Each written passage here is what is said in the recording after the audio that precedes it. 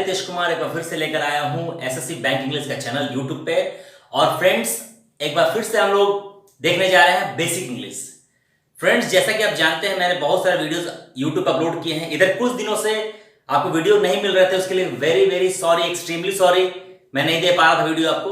But friends, एक बार फिर से मैं हाजिर हूं आपके सामने आपके इंग्लिश की हेल्प के लिए, ताकि आप किसी भी कॉम्पिटिटिव एग्जाम्स में इंग्लिश की आपकी मैं मदद कर सकूं। तो फ्रेंड, आज का जो हमारा वीडियो हम शुरू कर रहे हैं वो हमारा बेसिक इंग्लिश है, टाइम एंड टेंस। फ्रेंड्स, आज के वीडियो के साथ हम टेंस का सीरीज शुरू करेंगे। आपको अच्छे से पता है टेंस तीन प्रकार के होते हैं, प्रेजेंट, पास्ट और फ्यूचर, और तीनों के अपने अपने टाइप होते हैं फ्रेंड। तो सबसे पहले जो आज हम देखने जा रहे हैं वो है प्रेजेंट टेंस। प्रेजेंट टेंस में जो हमारा पहला टाइप है वो है प्रेजेंट इंडेफिनिट टेंस। फ्रेंड, आपको अच्छे से पता है एग्जामिनेशन में जो हिंदी भाषी क्षेत्र के लोग होते हैं उनको सबसे ज्यादा प्रॉब्लम होता है कि वो इंग्लिश के क्वेश्चन में वो हिंदी समझ नहीं पाते हैं, यानी इंग्लिश के क्वेश्चन को वो क्लियरली समझ नहीं पाते हैं। इस वजह से उनको ज्यादा प्रॉब्लम होता है इंग्लिश के क्वेश्चन को अटेम्प्ट करने में।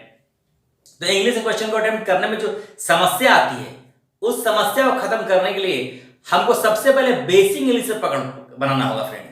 बेसिक इंग्लिश का मतलब हुआ आपका वर्ब्स का चैप्टर आपको अच्छे से पढ़ना होगा। जैसा कि मैंने आपको वर्ब्स के वीडियो डाले हैं मॉडल वर्ब्स के, उसको पढ़िए आप, उसको आप देखिए बार बार। साथ ही साथ आपका टाइम एंड टेंस का जो चैप्टर है वो भी कॉन्सेप्ट बिल्कुल क्लियर होना चाहिए। साथ ही साथ आपका पैसिव वॉइस क्लियर होना चाहिए। ये कुछ चैप्टर ऐसे हैं फ्रेंड जिसका कॉन्सेप्ट आपको बिल्कुल क्लियर होना चाहिए, अदरवाइज आप एडवांस इंग्लिश की तरफ नहीं बढ़ सकते। एडवांस इंग्लिश बोलने का मतलब है sentence arrangement, sentence correction, cloze test filler, जो कि एक अंडरस्टैंडिंग बेस्ड इंग्लिश है। उसके लिए आपका कॉन्सेप्चुअल इंग्लिश का होना बहुत जरूरी है, बहुत ज्यादा जरूरी है फ्रेंड। तो फ्रेंड, आज का वीडियो हमारा बिल्कुल बेसिक इंग्लिश के लिए है, और आज के वीडियो से हम टेंस का सीरीज शुरू कर रहे हैं। आज हमारा टेंस का पार्ट 1 है, जिसमें आज हम देखने जा रहे हैं प्रेजेंट इंडेफिनिट टेंस। प्रेजेंट का 4 पार्ट है friend, present indefinite, present continuous, present perfect and present perfect continuous. आप सब बहुत अच्छे से जानते हैं, बचपन से पढ़ रहे हैं टेंस। लेकिन फ्रेंड, हम छोटे छोटे वीडियो के माध्यम से देखेंगे हर एक टाइप को। आज हम पहला टाइप देखेंगे प्रेजेंट इंडेफिनिट टेंस, जिसको सिंपल प्रेजेंट टेंस भी बोला जाता है। आप अच्छे जानते हैं प्रेजेंट इंडेफिनिट टेंस को कई लोग सिंपल प्रेजेंट टेंस भी बोलते हैं। तो फ्रेंड आज का वीडियो हम शुरू कर रहे हैं। आज हमारा सबसे पहला जो टाइप है प्रेजेंट का वो है प्रेजेंट इंडेफिनिट टेंस, जिसको हम सिंपल प्रेजेंट भी बोलते हैं। फ्रेंड, हम इसमें देखेंगे सबसे पहले अफर्मेटिव सेंटेंस का क्या रूल हो सकता है। तो प्रेजेंट इंडेफिनिट टेंस जो है ये प्रेजेंट का पहला रूप है। इसका यूज हम करते कब है? रूटीन एक्टिविटीज के लिए, टू एक्सप्रेस रूटीन एक्टिविटीज। अगर हम आदतन किसी चीज को दर्शाते हैं या फिर यूनिवर्सल ट्रूथ को बताना चाहते हैं, जैसे सूर्य पूरब में उगता है या फिर वह सच बोलता है, रूटीन एक्टिविटीज, ऐसी चीजों को अगर हम बताते हैं तो हम प्रेजेंट इंडेफिनिट टेंस या सिंपल प्रेजेंट का रूल इस्तेमाल करते हैं फ्रेंड। रूल कई तरह के होंगे। पहला होगा अफर्मेटिव रूल। अफर्मेटिव बोले तो जिसमें हम नॉट का प्रयोग नहीं करेंगे, निगेटिव का प्रयोग नहीं करेंगे या इंटरोगेटिव नहीं होगा सेंटेंस, ऐसे सेंटेंस को हम अफर्मेटिव बोलते हैं। आप देखिए इसका रूल क्या होगा friend, subject plus V1/V5। We कहने का मतलब है वर्ब, मेन वर्ब, ये ऑक्सिलरी वर्ब की बात यहां नहीं हो रही है। V1/V5 का मतलब है मेन वर्ब, मुख्य क्रिया। सब्जेक्ट के अकॉर्डिंग या तो V1 लगेगा या तो V5 लगेगा, यानी अगर ही है तो V5 लगेगा और अगर दे है तो V1 लगेगा।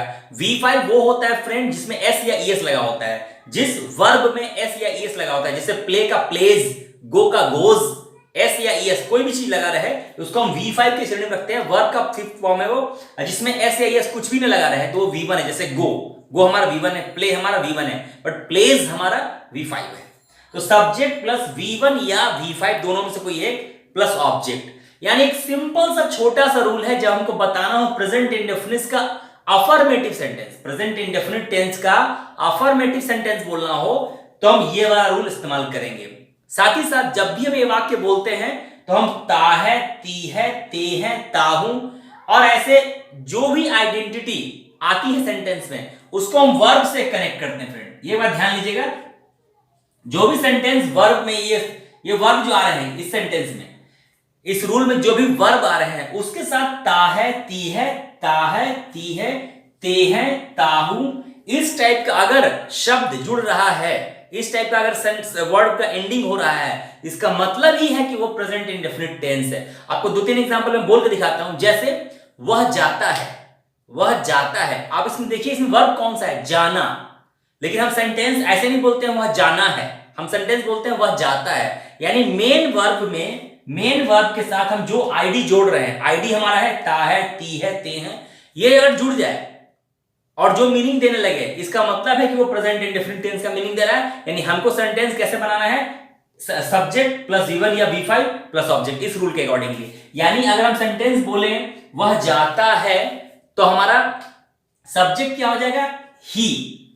वह का अंग्रेजी क्या होता है, ही, वह जाता है। और जाना का होता है गो, लेकिन यहां हम गो का इस्तेमाल नहीं करेंगे, क्योंकि सब्जेक्ट के अकॉर्डिंग हमको V1 या V5 यूज करना है। सब्जेक्ट हमारा ही है और ही के साथ हमेशा हम V5 लगाते हैं, इसलिए यहां हो जाएगा ही गोज। वह जाता है, ही गोज। अब देखिए फ्रेंड, ये आप बचपन से पढ़ते आ रहे हैं, वह जाता है, वह खाता है। लेकिन हम हर एक टेंस के साथ, हर एक टाइप के साथ कम से कम 10 सेंटेंस पढ़ेंगे और उस 10 सेंटेंस के माध्यम से आपका कॉन्सेप्ट बिल्कुल क्लियर हो जाएगा। तो हम सेंटेंस आगे देखते हैं फ्रेंड। वह जाता है, बहुत सिंपल सेंटेंस है, हम इसको और बड़ा करते हैं सेंटेंस को, ताकि आपको और कठिनाई हो। वह मार्केट जाता है, very simple. Again he goes to market, आप सिंपल यहां जोड़ देंगे, ही गोज टू मार्केट। वह अपने भाई के साथ मार्केट जाता है, he goes to market with his brother. अपने भाई, ही का अपना क्या होगा, his. He goes to market with his brother. यानी आप एक चीज नोटिस कर रहे होंगे, ये रूल हमारा यही है, बट सेंटेंस हमारा बड़ा होते चला जा रहा है। यानी सेंटेंस कितना भी बड़ा हो, रूल हमको यही इस्तेमाल करना है फ्रेंड। तो फ्रेंड, ये अफर्मेटिव का रूल है। अब मान के चलिए इसी सेंटेंस को अगर हमको निगेटिव बनाना हो, तो ध्यान दीजिएगा, कभी भी प्रेजेंट इंडेफिनिट टेंस का सेंटेंस अगर निगेटिव बनाते हैं, तो हम सेंटेंस में डू ऑब्लिक डज का इस्तेमाल करते हैं। ध्यान दीजिएगा फ्रेंड, जब भी हम सेंटेंस को अफर्मेटिव से निगेटिव बनाएंगे, कब, प्रेजेंट इंडेफिनिट टेंस की बात कर रहे हैं, तो वहां डू या डज लगाएंगे। और ये डू या डज लगेगा कहां, इसको आप समझिए। ये जो डू और डज हम लगाएंगे फ्रेंड, वो हम लगाते हैं V1 ऑब्लिक V5 के पहले। यानी हम यहां पर सेंटेंस में जोड़ देंगे डू ऑब्लिक डज प्लस, अब यहां पर बीच में आ जाएगा V1, सिर्फ V1 आएगा फ्रेंड। क्यों, क्योंकि किसी भी सेंटेंस में ये डू, डज या डिड, इन तीनों में से कोई एक भी ऑक्सिलरी वर्ब लग जाएगा। ये ऑक्सिलरी वर्ब है, आपको पहले से पता है, डू, डज या डिड। किसी भी सेंटेंस में डू, डज या डिड आता है, तो उस सेंटेंस में सिर्फ और सिर्फ वर्ब का पहला फॉर्म ही लग पाता है, और कोई फॉर्म नहीं लगाते हैं। ये इंग्लिश का नियम है फ्रेंड। यानी हम subject plus do oblique does, दोनों में से कोई एक, प्लस V1 प्लस ऑब्जेक्ट। यानी अगर हम सेंटेंस को अब निगेटिव बनाएंगे, जैसे अब था वह मार्केट जाता है, ही गोज टू मार्केट। अगर हमको बोलना है वह मार्केट नहीं जाता है, तो ही है, तो ही के साथ हम डज लगाएंगे। डू का प्रयोग हम प्लूरल सब्जेक्ट के साथ करेंगे, he singular subject, he does not go, go का क्योंकि यह V1 है, he does not go to market. यानी अब हमारा ये सेंटेंस क्या हो गया फ्रेंड, निगेटिव। तो ये तो सिंपल सेंटेंस है। हम थोड़ा आगे एडवांस सेंटेंस की तरफ बढ़ते हैं और देखते हैं कि आगे कुछ सेंटेंस कैसे बनाते हैं इस रूल के ऊपर। चलिए एग्जांपल्स प्रेजेंट इंडेफिनिट के अफर्मेटिव और नेगेटिव के ऊपर। हम अफर्मेटिव और नेगेटिव सेंटेंस सिर्फ देख रहे हैं फ्रेंड प्रेजेंट इंडेफिनिट टेंस का। तो पहला जो एग्जांपल है वो है he never goes to such places. He never goes to such places, वह ऐसी जगहों पर कभी नहीं जाता है, जाता है। यानी हमको ऐसा मीनिंग ही आएगा सेंटेंस में। अगर हमको वैसा बोलना हो तो वैसे लिखेंगे, और अगर ऐसा लिखा हुआ हो तो ऐसा मीनिंग हम निकालेंगे फ्रेंड। मैं स्पेशली हिंदी भाषी क्षेत्रों को ज्यादा बता रहा हूं। हिंदी भाषी स्टूडेंट्स हैं, उनको थोड़ा प्रॉब्लम आता है इस चीज को समझने में, ट्रांसलेशन करने में। He never goes to such places, subject plus goes, यानी मतलब क्या है, ये प्रेजेंट इंडेफिनिट का रूल फॉलो कर रहा है, तो वहां की आइडेंटिटी को हम ले आएंगे, ता है, ती है। नेवर का मतलब होता है कभी नहीं। He never goes to such places, सच मतलब ऐसा, प्लेसेस मतलब जगहें, ठीक है। He never goes to such places, वह ऐसी जगहों पे कभी नहीं जाता है। ध्यान दीजिएगा, The country faces such challenges every year। आप एक चीज नोटिस कर रहे हैं फ्रेंड, सेंटेंस बहुत लंबे लंबे हैं, बड़े बड़े हैं, इससे बड़ा सेंटेंस बन सकता है। अगर आप चाहें तो अधिक से अधिक बड़ा सेंटेंस बना सकते हैं, लेकिन कॉन्सेप्ट वही होगा, वह जाता है, वह खाता है। हमारा कोई भी सेंटेंस ऐसा नहीं है फ्रेंड, सब सेंटेंस बड़ा है, क्योंकि आपको आज के डेट में इसी सेंटेंस को देखना है एग्जाम में। द कंट्री फेसेस, फेसेस क्यों हुआ फ्रेंड, यहां ईएस क्यों लगा, क्योंकि एक ही कंट्री है। कंट्रीज होता तो सब्जेक्ट प्लूरल होता है, तो V1 यहां होता, ये V5 है। मैं बताया आपको V5 में S या ES हमेशा लगा होता है। फेस मतलब होता है सामना करना, किसी चुनौती का या किसी चैलेंज का आप जब सामना करते हैं तो आप बोलते हैं फेस। फेस का मतलब चेहरा भी होता है friend. The country faces such challenges every year, यानी देश ऐसी चुनौतियों को प्रतिवर्ष सामना करता है। देश ऐसी चुनौतियों का प्रतिवर्ष सामना करता है यानी झेलता है। He does not, अब देखिए does not आ गया क्योंकि सेंटेंस नेगेटिव है। He does not show, अब यहां show होगा, shows नहीं होगा फ्रेंड। show में s नहीं लगेगा, क्यों? क्योंकि ये नेगेटिव है और does यहां पर आ चुका है, इसलिए do, does और did वाले सेंटेंस में हमेशा V1 होता है और ये V1 है। He does not show his anger easily, वह अपना गुस्सा आसानी से नहीं दिखाता है, यानी वह अपना गुस्सा आसानी से प्रकट नहीं करता है, आपको ये ध्यान रखना है। The company does not pay adequate salary, मैंने सैलरी को शॉर्ट में लिखा है, to the staffs, company staffs को यानी कर्मचारियों को पर्याप्त सैलरी नहीं देती है, क्योंकि सेंटेंस क्या है, डस प्लस V1, यानी ये प्रेजेंट इंडेफिनिट का रूल फॉलो कर रहा है, तो हमको आइडेंटिटी भी ता है वाला लेना पड़ेगा।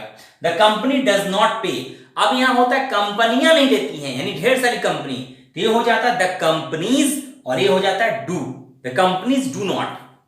मेनी कंपनीज टेक पार्ट क्यों हुआ, क्योंकि कंपनीज है। अब ये कंपनी होता तो ये मेनी लगता है, मेनी गलत हो जाता है, मेनी का मतलब बहुत सारे, तो many companies take part in this competition, कई कंपनियां, बहुत सारी कंपनियां इस प्रतियोगिता में हिस्सा लेती हैं। हिस्सा लेना टेक पार्ट भी होता है या पार्टिसिपेट भी होता है। The captain often initiates in this matter, हो सकता है टीम में लड़ाई हो जाती है, तो हम क्या बोल रहे हैं, ऑफन, अक्सर जो है कप्तान इस मामले में, इन दिस मैटर का मतलब इस मामले में, इनिशिएट्स यानी शुरुआत करते हैं, पहल करते हैं। इनिशिएट करना मतलब पहल करना। बहुत लोग लड़ते हैं तो पहल नहीं करते हैं, तो आपको पहल कर देना चाहिए। The captain often initiates in this matter.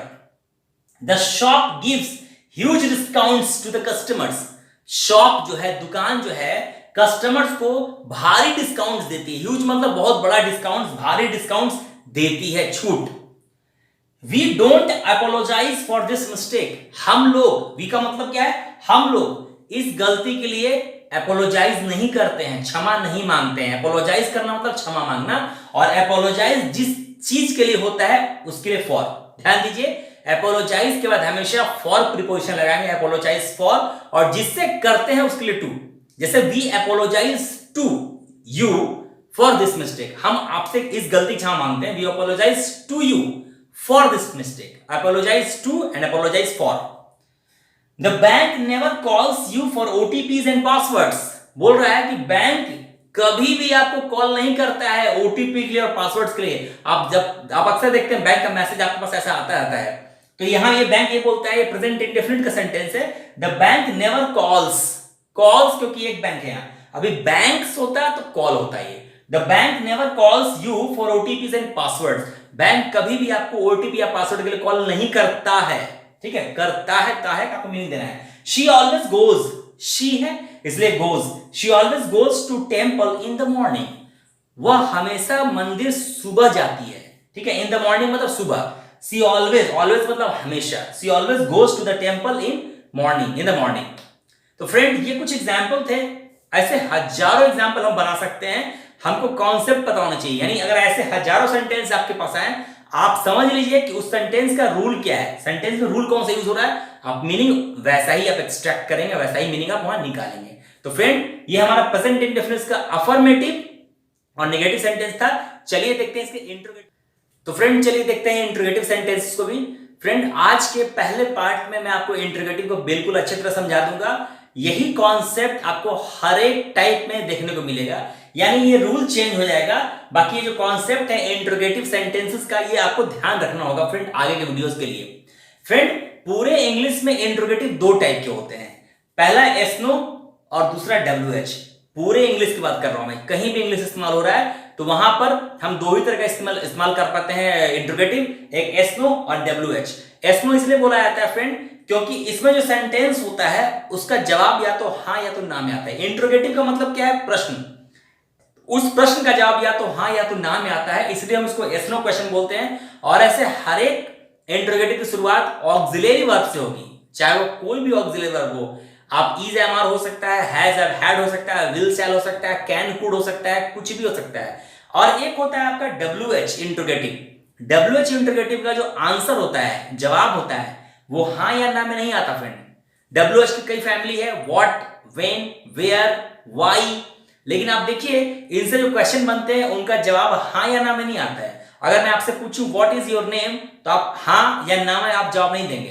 लेकिन अगर मैं आपसे पूछूं क्या तुम वहां गए थे, क्या, इसका मतलब है सेंटेंस शुरू होगा अब सिंपली डिड से शुरू हो सकता है, क्या तुम वहां गए हो, हैव से शुरू हो सकता है, क्या तुम वहां जाना चाहते हो, do you want to go, do से शुरू हो सकता है। यानी जितने भी ऑक्सिलरी वर्ब हैं उनसे अगर सेंटेंस इंट्रोगेटिव शुरू होता है, इसका मतलब उसका जवाब हाँ या ना में आ सकता है।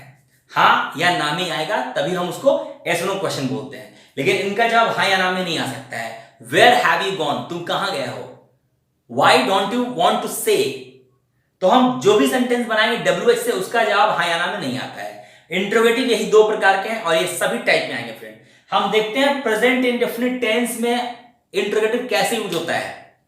पहला रूल होगा डू डज वाला, एस नो वाला, जिसको हम बोल सकते हैं एस नो क्वेश्चंस। और दूसरा रूल होगा डब्ल्यू एच वाला, जिसको हम बोल सकते हैं डब्ल्यू एच क्वेश्चंस। अब डब्ल्यू एच और एस नो दोनों को देखते हैं। डू डज पहले आएगा एस नो वाले में, फिर सब्जेक्ट आएगा, फिर वर्ब आएगा, वर्ब का पहला फॉर्म आएगा, क्योंकि किसी भी जगह पे हम डू डज और डिड का इस्तेमाल करते हैं तो उस सेंटेंस में हम सिर्फ V1 इस्तेमाल करते हैं। Do does plus subject plus V1 plus object plus question mark, क्योंकि इंट्रोगेटिव है। ठीक है, ये हो गया हमारा एस नो क्वेश्चन का रूल। उसी तरह से डब्ल्यू एच वाले में क्या होगा, ये डू डज के जस्ट आगे लग जाएगा डब्ल्यू एच, यानी W H plus do does plus subject plus V1 plus object plus question mark. अब आपको अच्छे से पता है कि यहां डू लगेगा कि डज, ये डिपेंड करेगा सब्जेक्ट पे। यानी सब्जेक्ट यहां जो है, अगर ही है तो डज, दे है तो डू, यानी अकॉर्डिंग टू सब्जेक्ट हम यहां शुरुआत कर सकते हैं। सेम चीज यहां भी है, अगर ही है तो डज, दे है तो डू। देखते हैं कुछ example. Do you know him, शुरुआत हम कर रहे हैं डू से, इसका मतलब क्या है, ये क्वेश्चन आंसर है एस नो वाला, यानी क्या तुम, इसका हिंदी शुरुआत किससे होगा, क्या से। ध्यान दीजिए फ्रेंड, जो भी एस नो क्वेश्चन होगा उसकी हिंदी की शुरुआत क्या से होगी, क्या। डू यू नो हिम, क्या तुम उसे जानते हो। Does your job demand more time for you, does your job, क्या तुम्हारा जो काम है, क्या तुम्हारा जो जॉब है, फ्रॉम यू, तुमसे ज्यादा समय की डिमांड करता है। आइडेंटिटी अभी भी वही रहेगा, ता है ती है। जैसे डू यू नो हिम, क्या तुम उसे जानते हो। Does your job demand more time from you, देखिए इतना बड़ा सेंटेंस है लेकिन हमारा कॉन्सेप्ट यही वाला है। Does your job demand more time from you. What do you call these cells, तुम इन कोशिकाओं को क्या कहते हो। सेल मतलब कोशिका होती है।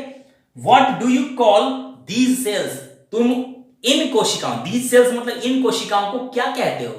तो ये है हमारा interrogative section present indefinite tense का।